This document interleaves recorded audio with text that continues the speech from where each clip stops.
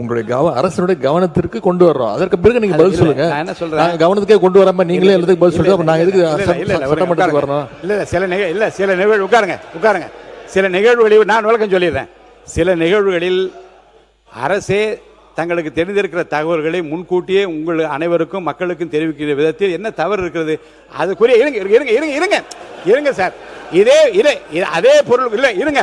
தயவுசெய்து எல்லாரும் குறுக்க பேசினா கஷ்டமா. உட்காருங்க. மாண்பு உட்காருங்க. இந்த பிரச்சனையில் அவர் கருத்தை சொன்ன பிறகும் நீங்கள் உங்கள் கருத்துக்களை பதிவிப்பதில் என்ன தவறு இருக்குது? இல்லை, சரியில்லை. இல்லை, இதை வந்து இங்க பாருங்க, என்ன முயற்சிக்க கூடாது என்றா, நாங்கள் கவனத்துக்கு கொண்டு வந்ததால் தான் அவள் பதில் சொல்ல முடிந்தது என்றோ, அல்லது நாங்கள் பதில் சொன்னதால் தான் கவனத்துக்கு கொண்டது என்றோ அல்ல. மக்கள் பிரச்சனையில் அனைவரும் ஒற்றுமையாக இருக்கிறோம். உரத்த குரலில் நாங்கள் பேச விரும்புகிறோம் என்பதை பதிவு செய்ய வேண்டும். அவ்வளவுதானே. அவர் சொன்ன பிறகு நான் பேச அனுமதிக்கிறேன். ஒவ்வொரு கட்சிக்கும் அந்த அனுமதி தான். நீங்க எல்லாம் பேசுங்க, ஒன்றும் தவறு இல்லை. அவர் கருத்தை சொல்லி முடிக்கட்டும். மாண்புமிகு உட்காருங்க. நீங்க பேசுங்க சார். மாண்பு உறுப்பினர்கள் அவர் சொன்ன பிறகு நீங்க பண்ணுங்கன்ற. அப்ப நீங்க என்ன விரும்புகின்றா, நாங்க சொன்னதுனால தான் அவர் பேசுறார், அப்படி வேண்டாம், அவர் சொல்லட்டுமே. அவர் தயார் என்று சொல்லிவிட்டார். அவர் பதில் சொல்லட்டும். அப்புறம் சொன்ன பிறகு நீங்க கேள்வி கேளுங்க. சீன பகுதியில் உள்ள மேல் லெண்டே ஆற்று பகுதியில் பனிப்பாறை சரிவு காரணமாக ஏற்பட்ட ஒரு மிகப்பெரிய வெள்ளம் நேபாளம் திபெத் நாடுகளினுடைய எல்லை பகுதியில் ஆற்றில பேசி முடிக்கட்டும். பதிவு பண்ணலாம். அப்புறம் நீங்க உட்காருங்க. அது தொடர்பா நீங்க பேசுங்க. அது தொடர்பா உங்களை அனுமதிக்கிறேங்க. இருங்க, உட்காருங்க. நீங்க எல்லாரும் ஒரு லேட்டஸ்ட் நியூஸ் சொல்லிறேன். அப்புறம் பேசுங்க. நீங்க தான் மென்ஷன் பண்ண போறீங்க. நானும் அதோ பண்ண போறேன். அடுத்தது இல்ல கேள்வி உட்காருங்க. லேட்டஸ்ட் நியூஸ் சொல்லிறேன். டேட்டாவை சொல்லி அப்புறம் பேசுங்க. நான் அதோ பண்ண போறேன். உட்காருங்க. நான் சொல்றேன். உட்காருங்க. உட்காருங்க.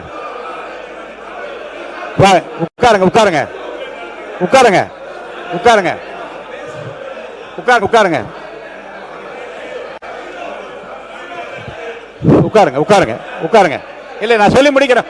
இருங்க, உட்காருங்க. பேரவைத் தலைவர்களே உட்காருங்க. உட்காருங்க. பதில் சொல்வது பாருங்க. நான் இப்படி பண்றேன். பேரவைத் தலைவர்களே உட்காருங்க. எல்லாருக்கும் இருங்க. உட்காருங்க. இல்ல, இதை பத்தி நான் சொல்லிடுறேன். அப்புறம் பேசுங்க. இல்ல, உட்காருங்க. இந்த செய்தி குறித்து சரி உட்காருங்கன்னு சொல்றாங்க கணேஷ்குமார். உட்காருங்க. மாண்புமிகு உட்காருங்க. அதான் இருங்க. நான் என்ன சொல்றேங்க, இருங்க. இந்த சம்பவம் இருங்க. நான் கவனத்துல தான் இருக்கிறேன். பேசலாம். இல்ல, ரெண்டும் ஒன்றுதான். அது பாருங்க. உட்காருங்க. ரெண்டும் ஒன்றுதான். இருங்க. மாண்பு அமைச்சர் இல்ல, நான் சொன்னதுக்கு அப்புறம் பேசுங்க. இல்ல, அங்க இல்லைங்க. நான் ஒரு பதில் சொல்றேன். அப்புறம் நீங்க பேசுங்கன்றேன். உட்காருங்க. இருங்க. உட்காருங்க. இல்ல, சொல்றேங்க. உட்காருங்க. நாட்டையே உலுக்கிய சம்பவம் என்று உட்காருங்க. மாண்பு அமைச்சர் அவர்கள் கருத்து சொன்ன பிறகும் உங்கள் கருத்துக்களை எல்லாம் நீங்கள் உளப்பூர்வம் சொல்லுங்க. நான் வாய்ப்பாளிக்க தான் போறேன். நீங்க வந்து இருங்க. நாங்க முதல்ல இருங்க. இந்த பிரச்சனையில் இருங்க. உட்காருங்க. நீங்க யாரும் பேசாதீங்க, அமைதியா இருங்க. இந்த பிரச்சனை உண்மை இந்த பிரச்சனையில் அனைத்து கட்சிகளும் உண்மையில் அக்கறையோடு இருக்கிறோம் என்பதை தான் காட்டுவதற்காக பேச விரும்புகிறோம். அதில் மாண்புமிகு அமைச்சர் பேசின பிறகு நீங்கள் பேசினா என்ன, முன்னாடி பேசினா என்ன? அப்ப நாங்க தான் இருங்க. நான் சொல்லட்டுமா? உட்காருங்க. நீங்க என்ன கேட்கறீங்கன்னா இதுதான் முறை என்றால் நான் சொல்றேன் கேளுங்க. உட்காருங்க. அவை முன்ன உட்காருங்க. நான் சொன்ன பிறகு நீங்க பேசலாம். உட்காருவாங்க. இங்க பாருங்க, நீங்க கேட்கலாம். இதுதான் இருங்க. இதே அவையில் கரூர் சம்பவம் நடந்த போது மாண்புமிகு முதலமைச்சர் முதல்ல எடுத்து அறிவிக்கிறாங்க. அதுக்கப்புறம் தான் வந்து உங்களுடைய வினாக்களை நீங்க வைத்தீங்க. அப்ப அந்த சம்பவம் நடக்கிற போது அனுமதித்தீங்க, அனுமதிக்க முடியாது. உட்காருங்க சார். யார் முதல்ல பேசுவது என்பது அல்ல. அமைச்சர் விளக்கம் கொடுத்த பிறகு உங்களுக்கு எவ்வளவு வேணாலும் நான் நேரம் தரேன். எல்லா கட்சிகளும் இதை பத்தி அறிவிப்பு கொடுத்திருக்கின்றீர்கள். நீங்க பேசுங்க. நாங்க சொன்னதுனால தான் அவங்க பேசுறாங்க என்ற பதிலோ அல்லது எங்கள் பதிலுக்கு பிறகுதான் கேள்வி என்பதல்ல. மக்கள் பிரச்சனை எல்லோரும் அக்கறையாக இருக்கும் என்பதை உலகத்துக்கு தெரிய வேண்டும். அது இப்ப கேட்டா என்ன, அப்புறம் கேட்டா என்ன? கேளுங்க. யார் வேண்டான்னு சொல்றா? உங்களை அனுமதி பாருங்க. உங்களை அனுமதிக்கவில்லை என்றால் நீங்க கவலைப்படலாம். நீங்க இல்ல நீங்க என்ன நான் இந்த விளக்கத்தை சொல்ற கேளுங்க. கண்டிப்பா கொண்டு வரணும். இருங்க. அப்ப இருங்க. ஏன் அவங்களுக்கே அது இல்ல, நீங்க கவனம் இருங்க. நீங்க தயவுசெய்து இப்படி பாருங்க. இல்ல இருங்க. நீங்க என்ன நீங்கள் என்ன விரும்புகிறீர்கள் என்றால் நாங்க கவனத்துக்கு கொண்டு வந்ததுனால தான் அமைச்சர் பதில் சொன்னல. பதில் சொன்ன பிறகு நீங்க உங்கள் கவனத்துக்கு கொண்டு வந்து உங்க கருத்துக்களை சொல்லுங்க. இல்ல நீங்கள் சொன்னதால் தான் அவள் எடுத்துக்கொண்டார் என்பதல்ல. இல்ல இப்படிப்பட்ட நிகழ்வுகள் முன்பு நடந்திருக்கிறது. அமைச்சர் சொல்லட்டும், நீங்க பதில் சொல்லுங்க. நீங்க கேள்வி கேளுங்க, பதில் சொல்லுங்க, விளக்க அவர் அளிப்பார்கள். மாண்புமிகு எதிர்க்கட்சி தலைவர் உட்காருங்க. மாண்புமிகு பேரவைத் தலைவர் அவர்களே, நாங்க அரசு எதுவும் குறை சொல்ல விரும்பல. உங்களுடைய அரசுடைய கவனத்திற்கு கொண்டு வர்றோம். அதற்கு பிறகு நீங்க பதில் சொல்லுங்க. நாங்க கவனத்துக்கே கொண்டு வராம நீங்களே எல்லாத்துக்கும் பதில் சொல்லுங்க. நாங்க எதுக்கு சட்டமன்றத்துக்கு வரணும்? சில நிகழ்வு உட்காருங்க. சில நிகழ்வுகளில் நான் விளக்கம் சொல்லிடுறேன். சில நிகழ்வுகளில் அரசே தங்களுக்கு தெரிந்திருக்கிற தகவல்களை முன்கூட்டியே உங்கள் அனைவருக்கும் மக்களுக்கும் தெரிவிக்கிற விதத்தில் என்ன தவறு இருக்கிறது? அதுக்குரிய இருங்க சார். அதே பொருள் இல்லை. இருங்க, தயவுசெய்து எல்லாரும் குறுக்க பேசினா கஷ்டமா. உட்காருங்க. உட்காருங்க. இந்த பிரச்சனையில் அவர் கருத்தை சொன்ன பிறகும் நீங்கள் உங்கள் கருத்துக்களை பதிவிப்பதில் என்ன தவறு இருக்குது? இல்லை, சரி என்ன சரியில்லை. இல்லை, இதை வந்து இங்க பாருங்க, என்ன முயற்சிக்க கூடாது என்றா, நாங்கள் கவனத்துக்கு கொண்டு வந்ததால் தான் அவள் பதில் சொல்ல முடிந்தது என்றோ, அல்லது நாங்கள் பதில் சொன்னதால் தான் கவனத்துக்கு கொண்டது என்றோ அல்ல. மக்கள் பிரச்சனையில் அனைவரும் ஒற்றுமையாக இருக்கிறோம். உரத்த குரலில் நாங்கள் பேச விரும்புகிறோம் என்பதை பதிவு செய்ய வேண்டும். அவ்வளவுதானே. அவர் சொன்ன பிறகு நான் பேச அனுமதிக்கிறேன். ஒவ்வொரு கட்சிக்கும் அந்த அனுமதி தான். நீங்க எல்லாம் பேசுங்க, ஒன்றும் தவறு இல்லை. அவர் கருத்தை சொல்லி முடிக்கட்டும். மாண்புமிகு உட்காருங்க. நீங்க பேசுங்க சார்.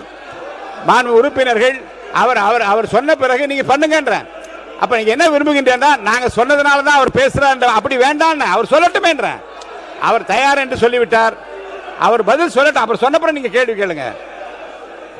மாண்புமிகு அவை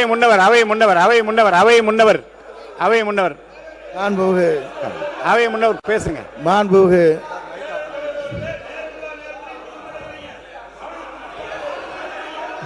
சொல்ற கொடுங்க, தொடங்க.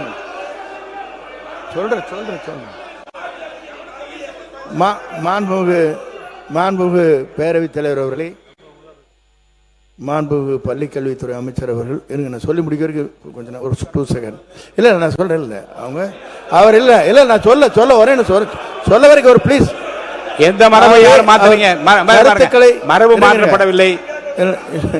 இல்ல, அவர் கருத்துக்களை வழங்கினார். நீங்கள் அதற்காக கவன ஈர்ப்பு தீர்மானத்தை நாங்கள் கொண்டு வந்திருக்கிறோம். நாங்கள் முன்மொழி வேண்டும் என்று. இல்லை அதே 0 பண்ணலாம், எழுப்பலாம். அது இல்லை மறுக்கவில்லை. ஆகவே மாண்புமிகு பேரவைத் தலைவர் அவர்கள் மறுபரிசீலனை தாங்களே வழங்குமாறு அன்போடு கேட்டுக்கொள்கிறேன். மாண்பு உறுப்பினர் மரபு இல்லை, உட்காருங்க. பாருங்க, இந்த பிரச்சனைகளை உட்காருங்களா. மாண்புமிகு உட்காருங்க. ஒரு விஷயத்தை நான் சொல்றேன். இந்த மரபு என்பதிலே ஒன்றை நீங்கள் புரிந்து கொள்ள வேண்டும். உடனே வெகுண்டு எழுந்து அந்த பதில் சொல்லுகிற தன்மையில் கொஞ்சம் குறைத்துக் கொள்ளுங்கள். கரூர் சம்பவம் நடந்த போது இதே இருங்க உட்காருங்க. நீங்க வேணாம், இருங்க. உட்காருங்க. அனுமதிக்க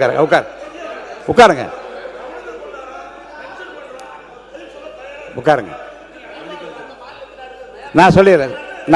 நான் சொல்றேன். இல்லைங்க, இல்லை அதேதான். உட்காருங்க. ஒரு உதாரணத்துக்கு நான் சொல்றேன். அதுக்காக நீங்க வந்து இல்லை கொஞ்சம் இருங்க. கரூர் சம்பவம் நடந்த போதும் இதே பேரவையில் விவாதம் வந்து 15/10/2025 நடக்கிற போது மாண்பு முதலமைச்சரே முதல்ல எழுந்து நாங்கள் மென்ஷன் பண்ண விரும்புகிறோம், எங்களை மென்ஷன் பண்ண விடுங்கள் என்று சொன்ன போதும் மாண்பு முதலமைச்சர் என்ன சொன்னாங்க, நான் பேசிய பிறகு நீங்கள் கேள்வி கேளுங்க, உங்கள் விளக்கத்தை எல்லாம் சொல்லுங்க என்று. அப்படிப்பட்ட மரபும் இங்கே நடந்திருக்கிறது. இருங்க. மாண்பு டாக்டர் லக்ஷ்மணன் உங்க எதிர்க்கட்சி தலைவர் இங்கே உட்கார்ந்துருக்காங்க, உங்க கொறடா இங்கே இருக்காங்க. இந்த சம்பவத்தை பொறுத்த வரைக்கும் ஒரே ஒரு வினாவை மட்டும் உங்கள் முன்னால் வைக்கிறேன். அரசின் சார்பில் தங்களுக்கு தெரிந்திருக்கிற அதிகாரப்பூர்வமான விவரங்களை ஒரு மாண்பு அமைச்சர் முழுவதுமாக சொன்ன பிறகு இந்த பிரச்சனை குறித்து நாங்களும் காலையிலே கவன ஈர்ப்பு தீர்மானம் கொடுத்திருக்கிறோம், அல்லது வந்து இதை நான் எழுப்ப விரும்பினோம், 0 அவரில் சொல்ல விரும்பினோம் என்பதெல்லாம் சொல்லிவிட்டோமே, எங்களுக்கு அந்த வாய்ப்பை தாருங்கள் என்று கேட்டு உங்களுக்கு வாய்ப்பில்லை, அவர் விளக்கமே போதுமானது என்று நான் சொன்னால் நீங்கள் வருத்தப்படுவதிலே நியாயம் இருக்கிறது. அவர் சொன்ன விளக்கத்திற்கு பிறகும் உங்களுக்கு தெரிந்திருக்கிற அதிகப்படியான அந்த உண்மைகளையும் சம்பவங்களையும் சொல்லி மேலும் பேசுவதற்கான வாய்ப்பளிக்கிறேன் என்று சொன்ன பிறகு, நாங்கள் சொன்ன பிறகுதான் மாண்புமிகு அமைச்சர் பதிலளித்தார் என்பதோ இல்லை. ஏன் இல்லை அந்த இல்லை இல்லை இந்த மாற்றத்தை இல்லை இல்லை இந்த மாற்றத்தை செய்வதனால் நிறைந்த பயன் பாதிக்கப்பட்டு இருக்க வேண்டும் என்கின்ற அந்த விருப்பத்தின் அடிப்படையிலும் உடனடியாக அரசு என்ன செய்கிறது என்பதை சொல்லுவதன் மூலமாக என்ன குறை வந்துவிட போகிறது எனக்கு புரியல. நீங்கள் மென்ஷன் இல்லை இல்லை ஒன்று என்ன கிடைக்கும் என்றால், எதிர்கட்சியை சார்ந்த இந்த உறுப்பினர்கள் எல்லாம் உடனடியாக அரசனுடைய கவனத்தை ஈர்க்கும் வகையில் மென்ஷன் பண்ணாங்கன்ற அந்த பெயர் தான் கிடைக்குமே தவிர ரிசல்ட் ஒன்று தான், அதனுடைய விடை ஒன்று தான். இருங்க பாருங்க, இப்போது அவர் படிக்கட்டும். நான் உங்களுக்கு இருங்க இல்லை நீங்கள் இல்லை நீங்கள் இப்போ நானே சொல்லிடுறேன். இதை இப்போ நீங்கள் இப்போ இல்லைங்க, மாண்பு எதிர்கட்சி தலைவரும் இப்போ பேசிய மற்ற கட்சியினரும் இதை ஏற்கனவே என்னிடம் கடிதம் மூலமாகவும் நேரடியாக 0 அவர்களை எழுப்பதற்குரிய அனுமதியை கேட்டால் என்பதையும் நான் பதிவு செய்து கொள்கிறேன். மாண்பு மல்லிகுளத்துறை அமைச்சர் பேசட்டும் பாட்டும் இல்லைங்க பேச சொல்லுங்க மாண்பு பள்ளி இருங்க. இல்லை இல்லை இல்லை விளக்கம் மட்டும் சொல்லுங்க, விளக்கம் மட்டும் சொல்லுங்க, விளக்கம் மட்டும் சொல்லுங்க, விளக்கம் மட்டும் நீங்க சொல்லுங்க. மாண்புமிகு பேரவைத் தலைவர் அவர்களே, உங்களுக்காக தான் பேசுறேன், சொல்லிடுறேன். மாண்புமிகு பேரவைத் தலைவர் அவர்களே, மற்ற கட்சி உறுப்பினர்களினுடைய கோரிக்கையை அண்ணா உங்களுக்காக தான் பேசுறேன், கொஞ்சம் உட்காருங்க. உங்களுக்காக தானே பேசுறேன், உட்காருங்க. அண்ணா கவனி, கொஞ்சம் உட்கார சொல்லுங்க, தர சொல்றேன், ரெக்வஸ்ட் பண்றேன். அண்ணா அண்ணா எடப்பாடியார் எதிர்கட்சி உறுப்பினர்களினுடைய கோரிக்கையை அவர்கள் ரொம்ப கன்சர்ன்டா கோரிக்கை வைக்கிறாங்க. அதை கொஞ்சம் பரிசீலனை செய்து மறுபரிசீலனை செய்யும்படி கேட்டுக்கொள்கிறேன். மென்ஷன் பண்ணுங்க, மாண்பு எதிர்கட்சி தலைவர் மென்ஷன் பண்ணுங்க, எல்லா வருஷம் மென்ஷன் பண்ணுங்க. உட்காருங்க உட்காருங்க உட்காருங்க.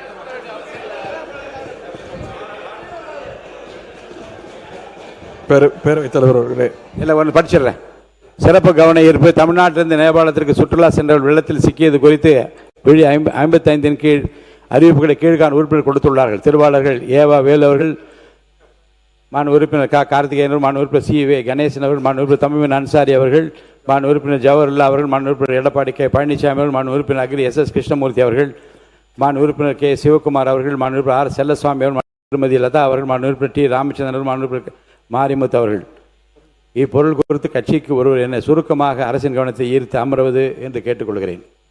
மாண்பு எதிர்கட்சி தலைவர் அவர்கள். மாண்பு பேரவைத் தலைவர் அவர்களே, நேபாள் நாட்டுடைய ராசுவா பகுதியில் நேற்றைய தினம் மிகப்பெரிய ஒரு வெள்ளப்பெருக்கு ஏற்பட்டிருக்கிறது. கிட்டத்தட்ட 160 பேர் உயிரிழந்திருக்கிறாங்கன்னு செய்திகள் வந்து கொண்டிருக்கிறது.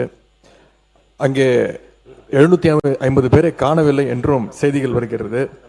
சுற்றுலா சென்ற கிட்டத்தட்ட 110 இந்தியர்கள் அங்கே இந்த பேரிடரில் சிக்கியிருக்கிறாங்க.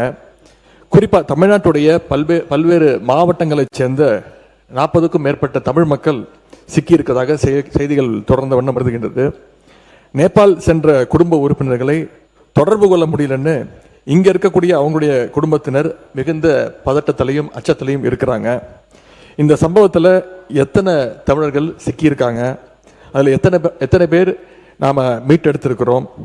தமிழ்நாடு அரசு சார்பாக நேற்று ஒரு உதவி எண், அவசர உதவி எண் ஹெல்ப்லைன் நம்பரும் நீங்கள் கொடுத்துருக்கிறீங்க.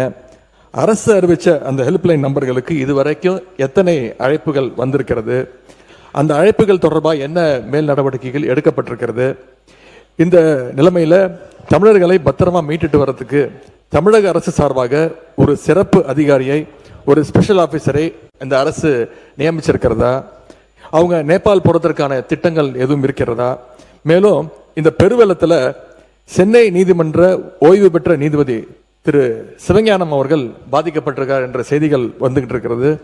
எங்களுடைய நாடாளுமன்ற உறுப்பினர் திரு தயாநிதி மாறன் அவர்கள் எங்களுடைய தலைவருடைய அறிவுறுத்தலின்படி உடனடியாக இந்த தகவலை விரிவான ஒரு கடிதம் மூலமாக ஒன்றிய வெளியுறவுத்துறை அமைச்சர் அவர்கிட்ட நேற்று மாலை கொண்டு போய் நேரில் கொடுத்திருக்கிறார். இந்த இக்கட்டான நேரத்தில் பாதிக்கப்பட்ட ஒரு குடும்பத்திற்கு நாம் அனைவரும் பாதுகாப்பாகவும் உறுதுணையாகவும் இருக்க வேண்டும் என்று கேட்டுக்கொண்டு இந்த சம்பவம் தொடர்பாக அரசு உரிய விளக்கம் அளிக்குமாறு நான் கேட்டுக்கொள்கின்றேன்.